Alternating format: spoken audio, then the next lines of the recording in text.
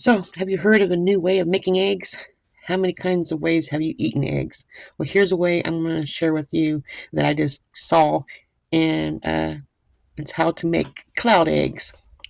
You want to separate your eggs so your egg whites are separate from your white. And you carefully crack 2 eggs, separating the whites from the yolks. Place the whites in a large mixing bowl and the yolks individually in 2 small bowls.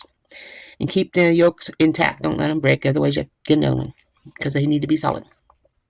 Whip up the whites and add a patch of salt to the whites. Then hand or stand mix whisk on high speed until stiff peaks form, and then the whites should be that hold their shape when the whisks are lifted. And then add some flavor with a rubber spatula. Gently fold in ingredients like Parmesan cheese, herbs, or crumbled bacon to the whites. And then with sweet for sweeter versions, you want to sprinkle a little sugar and cinnamon. Create a little nest. Line the baking sheet with Parmesan with the parchment paper, and coat the non-stick cooking spray. Spoon whipping whites over evenly into little mounds, and then create a little shallow thingy in the middle, like you do your mashed potatoes before you put the gravy on, and create a shallow well for the center of each.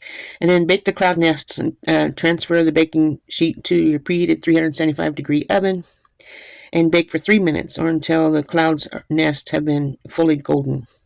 Then you want to put the egg yolk on top of the center of each little mound. Let's see. Remove the baking sheet from the oven and carefully put the yolk in the center of each one and season it with salt and pepper. Then finish baking. Return to the baking sheet to the oven for another 3 to 4 minutes until the yolks are set and not runny, or longer if you prefer firm yolks. Serve immediately. Garnish with fresh herbs and a lightly sprinkle of paprika. Cloud eggs are best enjoyed fresh out of the oven.